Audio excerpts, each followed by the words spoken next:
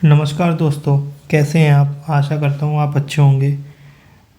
आज हमारा जो चैनल वेल जंक्शन है उसके माध्यम से मैं आपको निफ्टी के जो डेटा है, जो कि मैंने पिछले वीडियो में आपको बताया था, जो कि आज का जो डेटा है वॉल्यूम गेनर, मैक्सिमम वॉल्यूम कैसे होता है। जैसे कि मैंने यहाँ पे ये TCI transport corporation of India ये सेकंड नंबर पे है ये, and Shilpa Medicare limited, and ये दोनों स्टॉक जो कि वीकली भी वॉल्यूम गेनर है और स्टॉक भी आपका मोर देन 10% अप है, एंड इसमें मोर देन 15% अप है, एंड इसमें वॉल्यूम भी गेन हुआ है, टोटल टर्नओवर भी ज़्यादा हुआ है। तो इन दोनों स्टॉक के बारे में आज हम चार्ट पे डिस्कस करेंगे। जैसे कि शिल्पा मेडिकेयर है जो डेली चार्ट पे है। डेली चार्ट पे ये देखिए 368 का प्राइस इसने क्लोज़ किया है, जो कि 240 से इंक्रीज़ होता हुआ 368 तक आ गया है। यहाँ पे इसमें एकदम से वॉल्यूम में थोड़ी ज़्यादा बढ़ोतरी हुई है। तो अब इसकी एक जो अगला रेजिस्टेंस बन के आ रहा है वो यहाँ पे लगभग 520 के आसपास ये स्टॉक जाने की, एंड उसके बाद अगला यहाँ पे 640 के आसपास। अगर 368 के आसपास हम ट्रेडिंग के हिसाब से अगर स्टॉक को लिया जाए तो पहला 520 एंड सेकंड 640। ये शिल्पा मेडिकेयर जो कि एक मेडिकल इंडस्ट्री के अंदर है, ये स्टॉक काफ़ी अच्छा है, जो कि मेरे जो फॉर्मूले से जो मैंने कल आपको बताया था कि स्टॉक सिलेक्शन कैसे करना है, उस तरह का ये पहला स्टॉक है जिसमें आप इन्वेस्टमेंट कर सकते हैं ट्रेडिंग के लिहाज से। दूसरा स्टॉक TCI ट्रांसपोर्ट कॉरपोरेशन जो पहले एक यहाँ पे लगभग मई में एक मूव दे चुका है।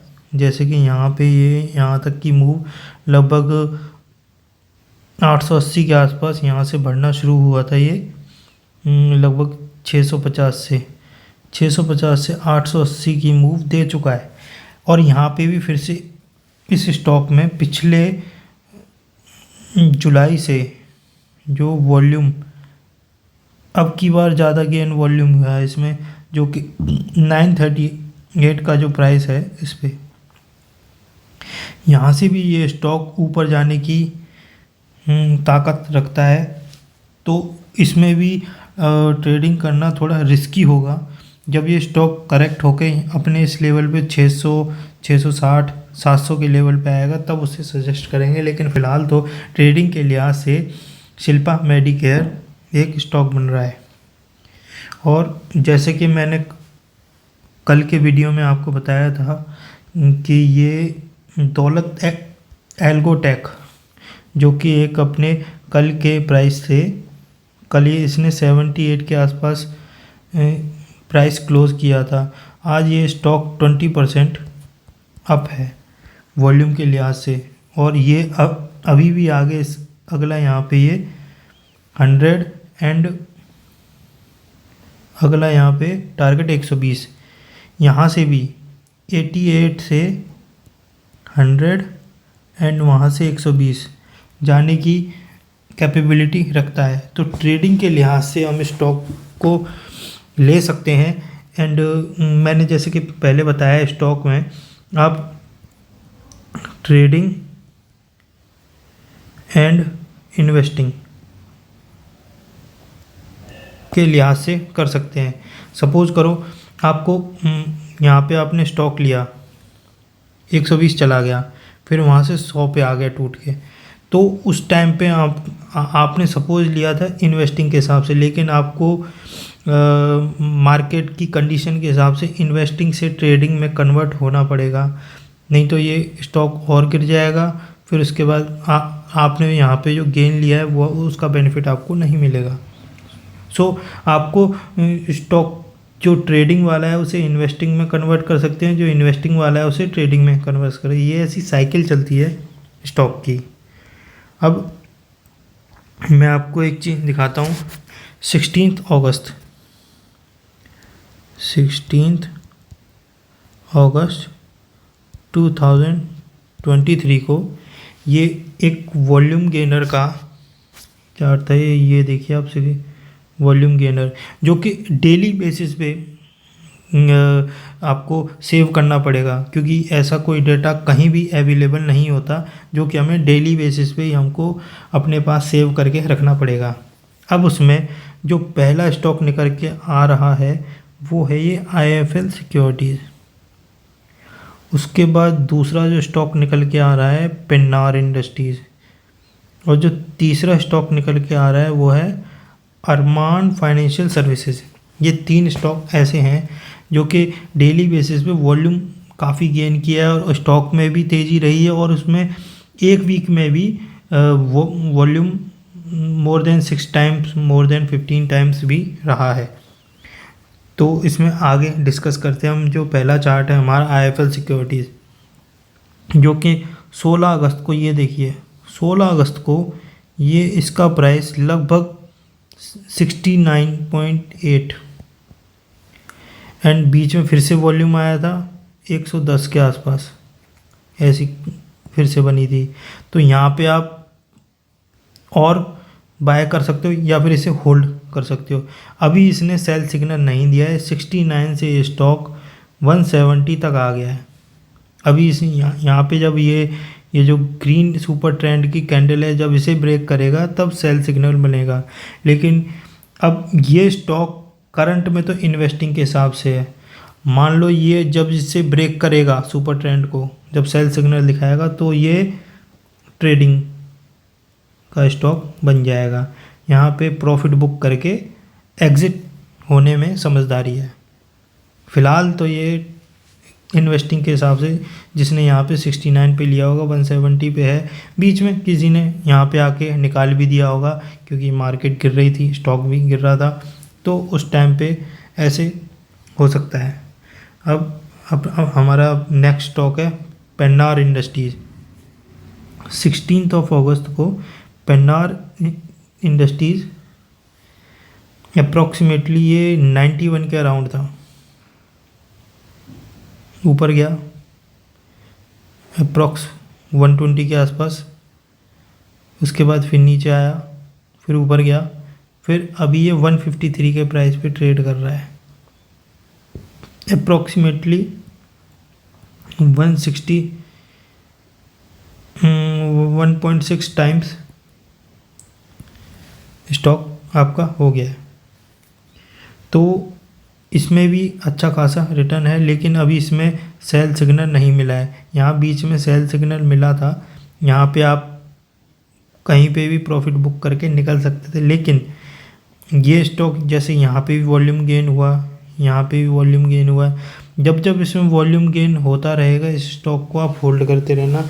बाकी जो मैंने आपको पहले बताया है 15-20% आप रिटर्न लेके निकल सकते हो। ट्रेडिंग के लिहाज से आपको इतना प्रॉफिट लेना सफिशिएंट है। अब नेक्स्ट स्टॉक है अरमान फाइनेंशियल्स, जो कि यहाँ पे जो चार्ट पैटर्न है ये रेड में क्लोज करा है इसने, और इसमें ये नीचे गया, बुलिश था पहले, यहाँ से भी नीचे गया, फिर ऊपर गया, फिर नीचे गया, फिर ऊपर गया।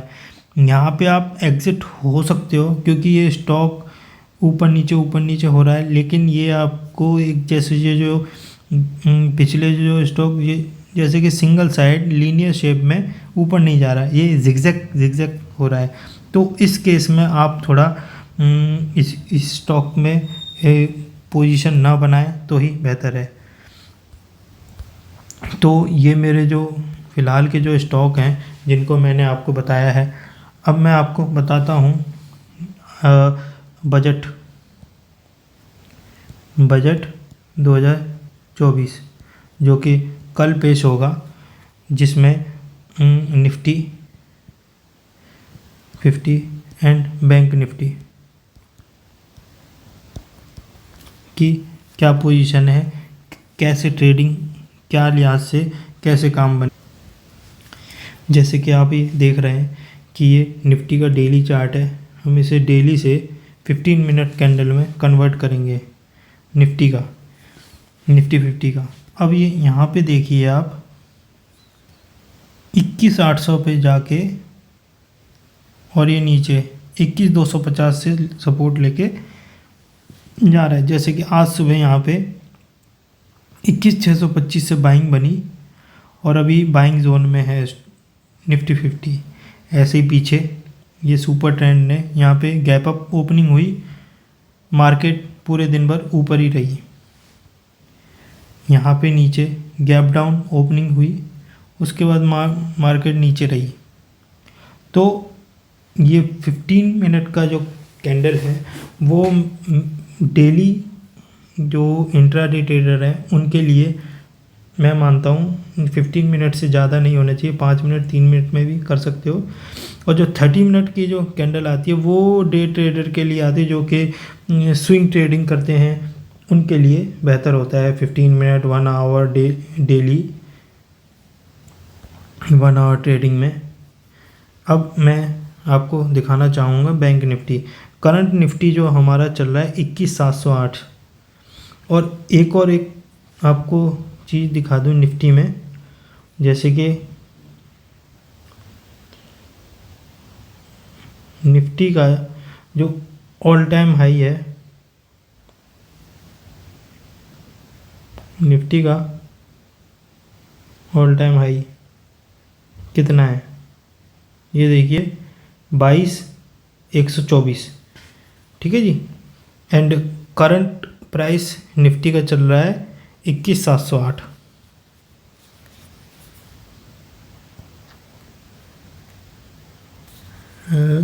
एंड बैंक निफ्टी का भी जब हम ऑल टाइम हाई देखेंगे अप्रोक्सीमेटली 48,600 के आसपास, एंड अभी चल रही है 794। इसमें अभी जैसे कि हम कैलकुलेट करें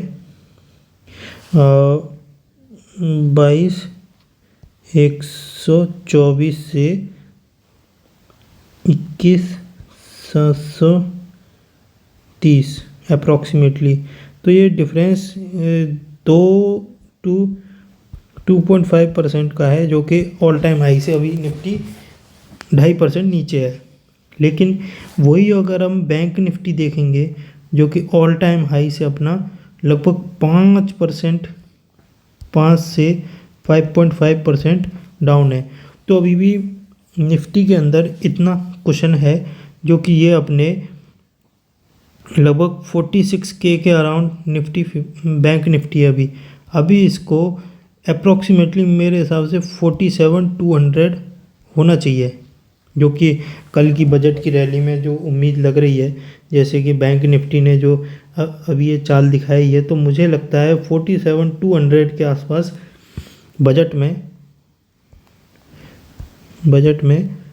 2024 का जो बजट है, जिसमें मेरे हिसाब से बैंक निफ्टी 47,200 और 47,500 के अराउंड जानी चाहिए। मोमेंट्री जाए लेकिन जाएगी, ऐसा इस हिसाब से लग रहा है। अब जैसे कि मैंने आपको बताया था टेक्निकल चार्ट के बारे में, टेक्निकल चार्ट के लिए जो इंट्राडे के लिए जो बेस्ट होता है वो 5 मिनट होता है। 15 मिनट मतलब 15 मिनट से बिलो कोई भी टाइम फ्रेम हो उस पर आप इंट्राडे ट्रेडिंग कर सकते हो। वैसे मैं इंट्राडे सजेस्ट नहीं करूँगा, जिससे कि जो इंट्राडे में काफ़ी लोग हैं लॉस कर बैठते हैं।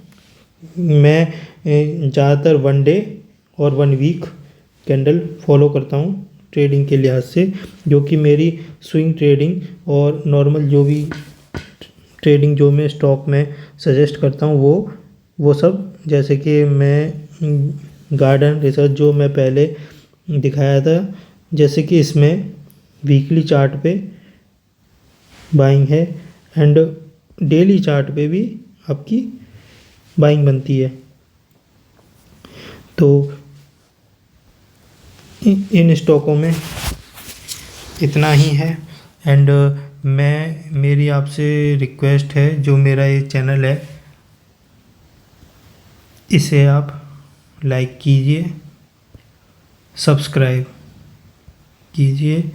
मैं जो देख रहा हूँ कि मेरी वीडियो लोग देख रहे हैं लेकिन सब्सक्राइब नहीं कर रहे हैं, तो काइंडली सब्सक्राइब कीजिए, जिससे कि मैं आपको और मोटिवेशन वाले वीडियो सेंड कर सकूं एंड आपके लिए और अच्छा डाटा मैं प्रस्तुत कर सकूं। धन्यवाद।